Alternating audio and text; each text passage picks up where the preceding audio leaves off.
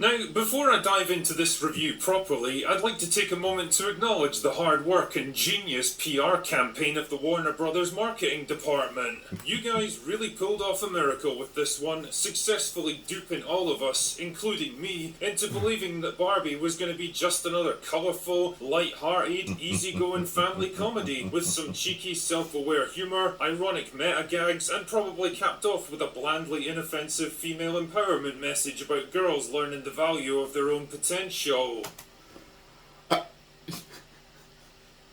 think the drinker, as well as everyone else that's have their thumb on the pulse of entertainment right now, knew that there may have been something very bad lurking beneath that marketing. And we were correct. What none of us expected was 114 minutes of spiteful, bitter, mean-spirited, borderline unhinged hatred of men and everything even vaguely associated with them. I did not expect it to be that much. He is absolutely correct there. I was like, I don't trust Disney. I don't trust no company out there when it comes to entertainment. So, let me get ready. And like, I don't know, a few days before I was going to go see it, I started seeing thumbnails for different videos saying like, yo, this movie is super woke and it's this and that and it's men bashing and all this other stuff. Feminists, all this, extreme feminism. And I was just like, oh, God, they're probably right. God, they're probably right. As much as I would like to not believe those headlines, they're probably correct. And they were. Barbie is like the deformed, mutated rage child of Captain Marvel, Ghostbusters 2016, and She-Hulk. So, I'm an expert at controlling my anger because I do it. I don't remember asking you a goddamn thing. It is pure brain cancer in movie form, and I was genuinely shocked by the sheer, undisguised contempt this film has towards 50% of the human population. Watching this film was one of the most miserable, demoralizing, unpleasant experiences I've ever had as a movie critic, and genuinely made me question where our society is heading. But the review must be done, and you know what Jack Burton always says at a time like this? Well, Jack always says, what the hell? Reminds me of Jet Li right there. The movie begins with a rip-off. Homage to 2001 A Space Odyssey, where little girls discover Barbie for the first time and gleefully cast off their boring and oppressive baby dolls in an orgy of violence and destruction. And if the visual metaphor of little girls happily destroying the embodiment of motherhood to focus their lives instead on a shallow and materialistic piece of consumerist trash is lost on you, then I don't know what to say, man, but you're probably the target audience for this movie. Anyway, the film explains that all the Barbie and Ken dolls live together in Barbie Land. By the way, I literally just got done watching Ben Shapiro's review of the movie.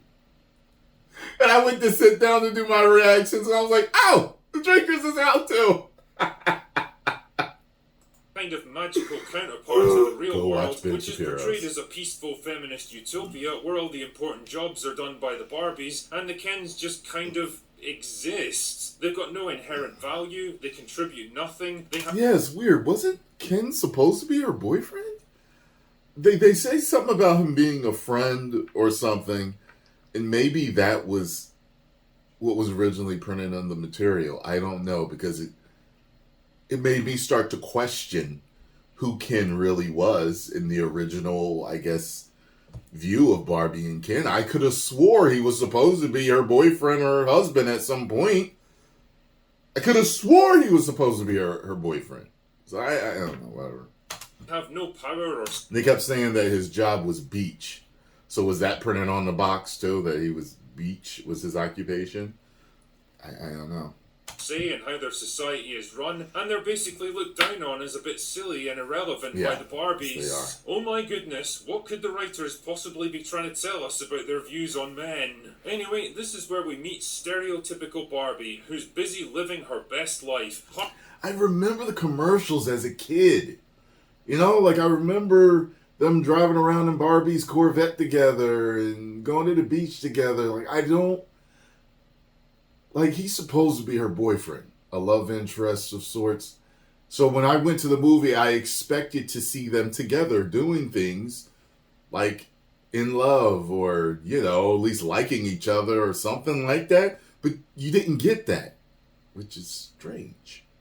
Partying with her friends and treating her boyfriend stereotypical Ken like absolute dog shit. Who's the hero of this thing again? Anyway, things suddenly change when Barbie starts experiencing emotional changes and physical flaws like flat feet and cellulites. See, because Barbie world is a reflection of the real world, the Barbie's appearances change depending on how their real life owner plays with them. Wait, what? Do you have any idea how many Barbie dolls must get broken, or thrown in trash compactors, or set on fire, or eaten by family pets every single...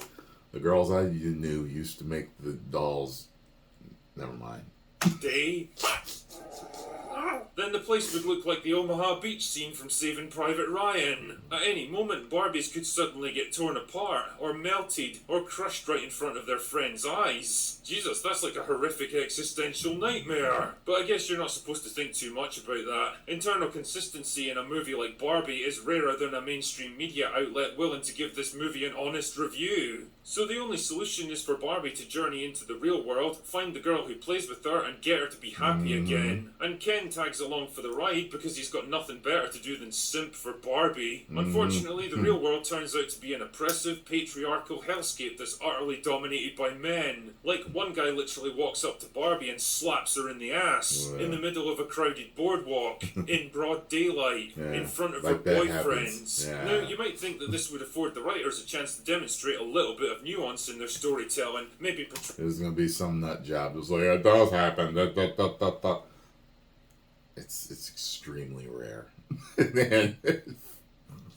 The real world is both good and bad. We know why they sharp did that in contrast the to the movie. simplistic, idyllic innocence of Barbie worlds. Kind of like in Enchanted, where the protagonist gets taken out of her cartoon homeworld and has to learn to navigate the complexities and difficulties of real life, ultimately growing and maturing as a person along the way. But then again, that movie actually had a likeable main character, a decent story, and wasn't written by people who despised half the human population. But nope, the real world and all the men in it are shown to be universally, irredeemably horrible. Because of course they are. Anyway, Barbie eventually finds the kid who plays with her, who turns out to be an asshole communist activist feminist that I think the movie wants us to empathise with, but fuck me, for the life of me I could not tell you why. Ken, on the other hand, discovers the patriarchy is very much to his liking, mainly because for the first time in his entire life, people actually show him basic respect and human decency. You know, sometimes I get the impression this film isn't saying what the filmmakers think it's saying. So when Barbie eventually returns to Barbie Land, she discovers to her horror that Ken has brought the patriarchy back with him and turned the whole place into a giant frat party in the space of like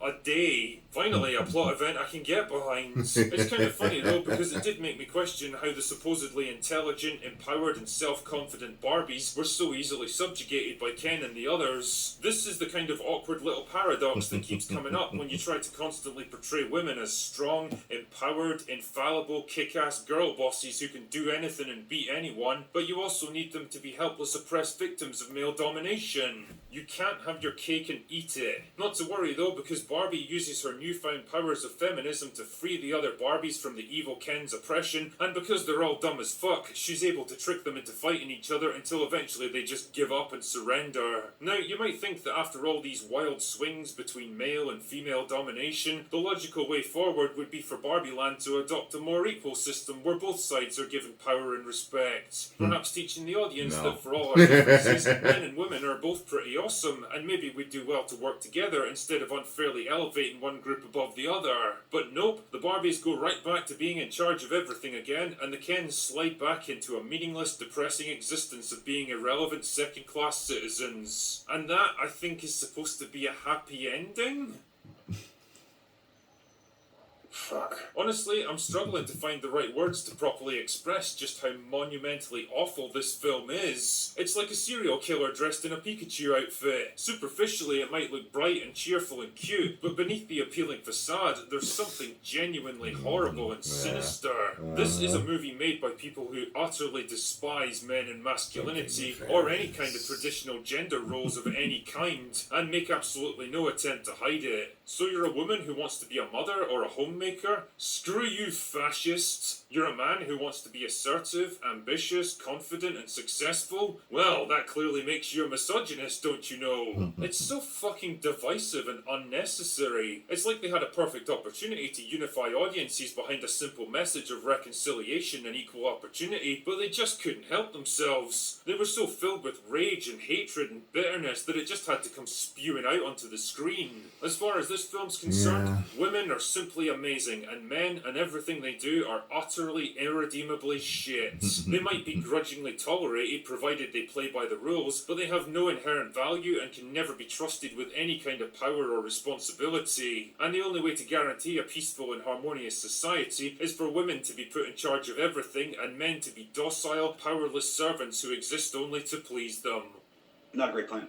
Wow, what an inspiring message for impressionable young girls. The thing is, none of this would have been quite so insidious if the marketing hadn't done everything in its power to keep it a secret. I mean, for all their faults, She-Hulk, Ghostbusters 2016 and Captain Marvel all wore their feminist hearts on their sleeves. You knew exactly what you were getting into when you went to see them. But Barbie really is a wolf in sheep's clothing, tricking people into watching it by promising one thing and delivering something very different. And I guess that's the thing that really struck me about this film. A lot of parents will have been duped into taking their daughters along to watch this movie, probably expecting the kind full of mothers and daughters powerful, in there. family-friendly movie that was advertised, only to find themselves confronted with this spiteful, bitter, mean-spirited pile of misandrous dog shit instead.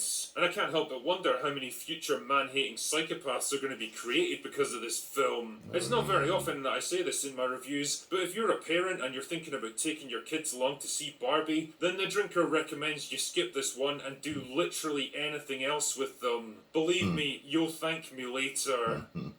Anyway, that's all I've got for today. Go away now. Yeah. What was it rated? I don't look at the ratings of movies because I can get into all of them. What is Barbie rated? PG-13. Yeah. Anybody with impressionable children, I would suggest you don't take them to see it. My God. Yeah, because while I came out of the theater with a feeling about it, the more I've watched other reviews of it, I'm just like, some of this stuff, man, especially with certain, kids, if they were to see it, it's not going to go well. It could really get them to think certain things are a certain way. But whatever. This world is absolutely clown world. We live in clown world now. It has become that. It is what it is. I'll do my best to navigate it if I have children in the future, to keep them away from all of this garbage. Post comments down below. Let me know what you thought. Get over and follow the drinker. If you enjoyed my reaction and thoughts, hit the like button, subscribe, and share. 10 million subscribers. Woo!